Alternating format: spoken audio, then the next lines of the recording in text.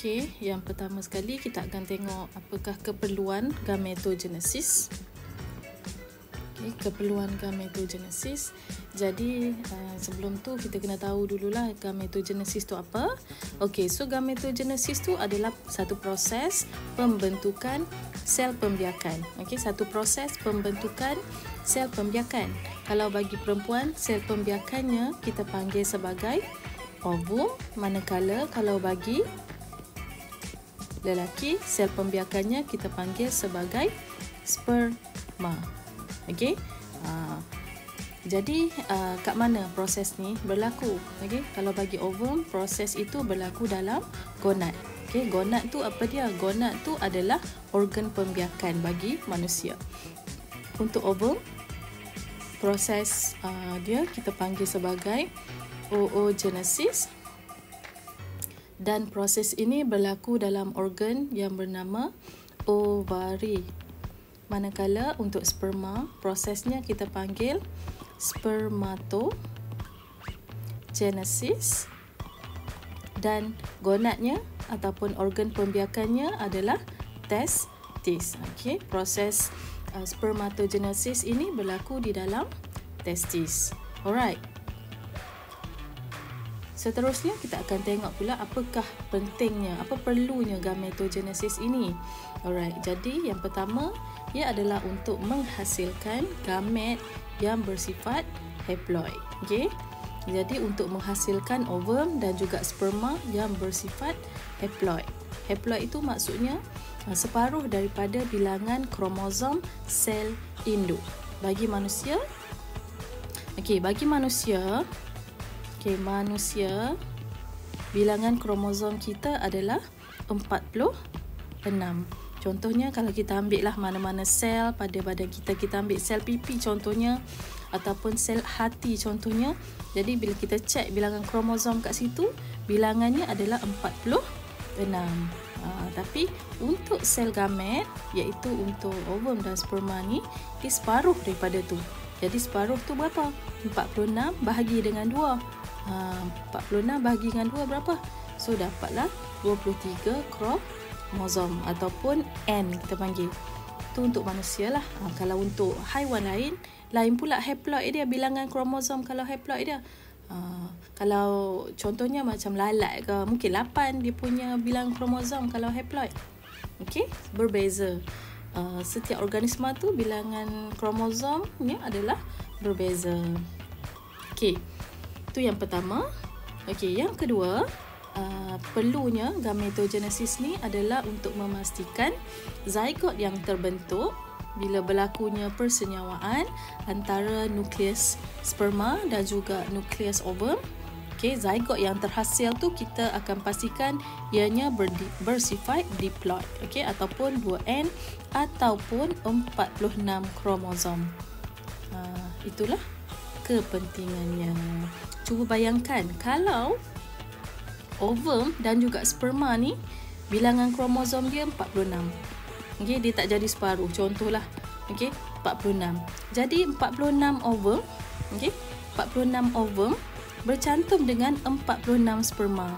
Tambah 2 ni dia akan jadi 92 kromosom. So jadi tak manusia? Dia tak akan jadi manusia lah, dia akan jadi benda lain, dia akan jadi organisma hidup yang lain. Okay, so that's why perlunya untuk gamet tu dia jadi haploid. Okay, supaya boleh menghasilkan zygote yang bersifat diploid ataupun 2N ataupun 46 lah untuk manusia. Okey, kita akan tengok dengan lebih details lagi proses spermatogenesis. Okey, untuk itu awak perlu ingat semula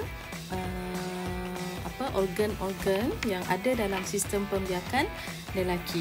Okey, kalau awak tak ingat, okey, jom kita tengok sikit organ mana yang terlibat. Okey, kalau awak ingat, okey, ini adalah testis. Okey, ada dua belah tu kan? Ni dengan yang ni lah. Kemudian kita ada yang ni. Okey, apa ni? Ini adalah ductus sperma.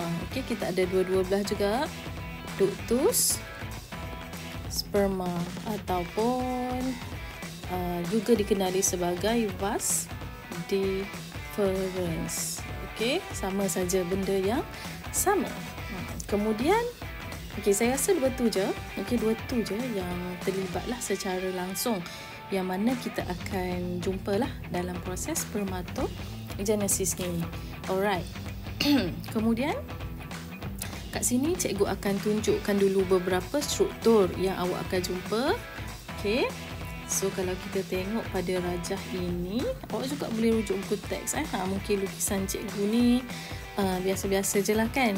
Nampaklah rupanya, tapi eloknya awak tengok dalam buku teks.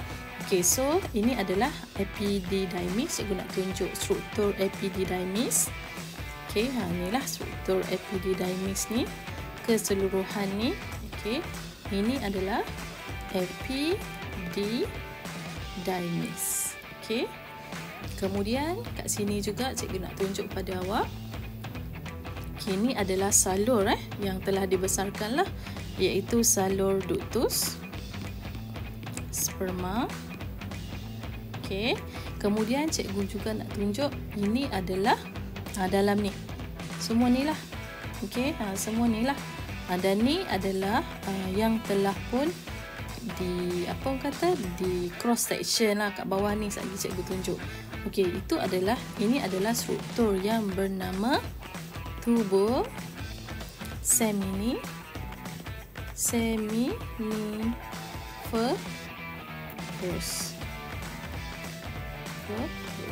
Okey, struktur ni dia adalah sangat pentinglah untuk penghasilan sperma. Okey, untuk proses spermatogenesis. Jadi awak kena tahu dulu struktur ni.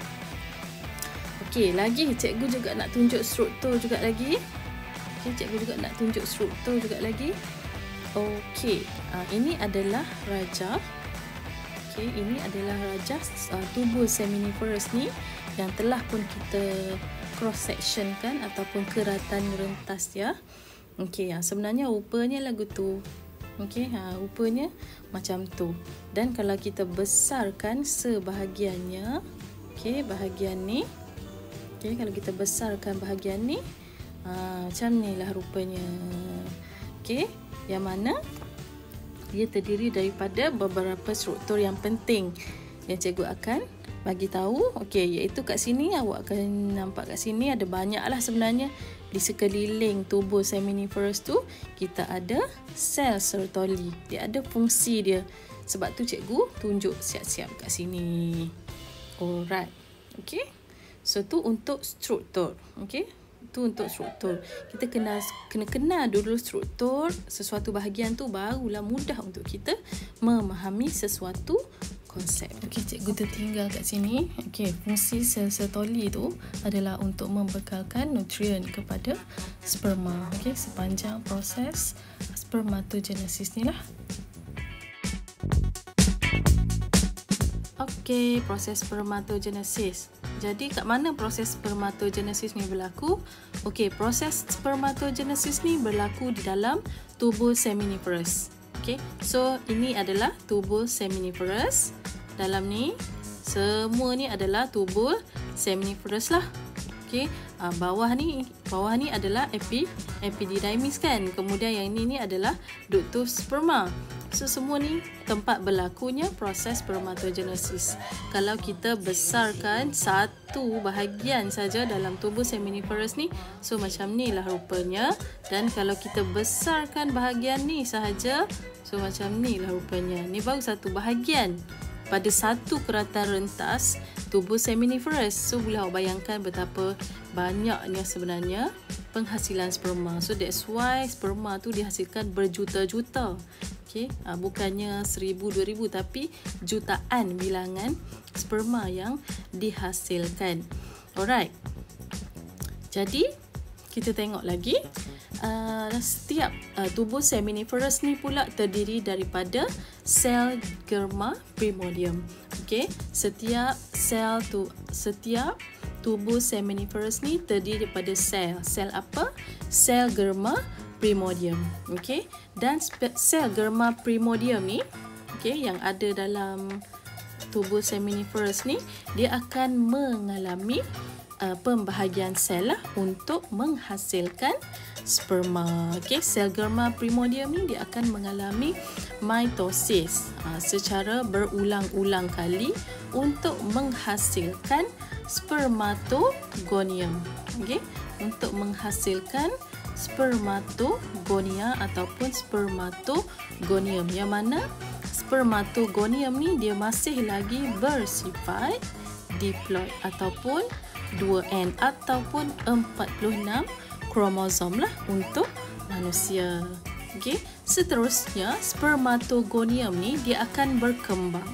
Okey, spermatogonium ni dia akan berkembang. Okey, berkembang menjadi spermatosid primer.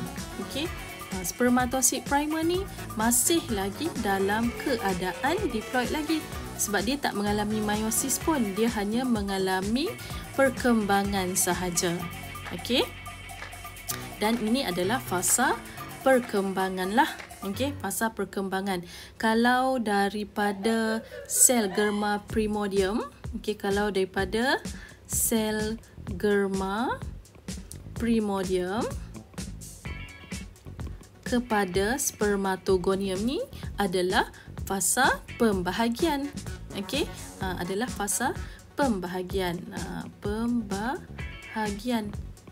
Alright. Seterusnya daripada sel germa primordium mengalami pembahagian secara mitosis lah, menghasilkan spermatogonium ataupun spermatogonia. Spermatogonia yang bersifat diploid itu dia akan berkembang menjadi spermatosid primer yang juga masih lagi bersifat diploid lagi. Okey. Seterusnya setiap spermatosid primer yang terhasil yang banyaklah. Okey, banyaklah spermatosid primer di sekeliling di sekeliling tubuh seminiferous ni. Okey, dia akan mengalami meiosis. Kat sinilah yang mengalami meiosis daripada spermatosid primer mengalami meiosis 1. Okey, untuk menghasilkan 2 spermatosid sekunder. Okey, menghasilkan 2 spermatosid sekunder yang mana dia adalah haploid lah. Okey, kalau spermatosid sekunder tu dia adalah haploid. Okey, seterusnya akan berlaku pula fasa kematangan. Okey, yang mana setiap spermatosid sekunder ni dia akan sambung lagi membahagi secara meiosis 2. Okey, secara meiosis 2 untuk menghasilkan spermatid. Okey, untuk menghasilkan 2 spermatid yang mana spermatid ni adalah bersifat haploid. Okey, seterusnya spermatid tadi dia akan mengalami pembezaan. Okey, dia akan mengalami pembezaan dan juga pengkhususan lah untuk menghasilkan sperma.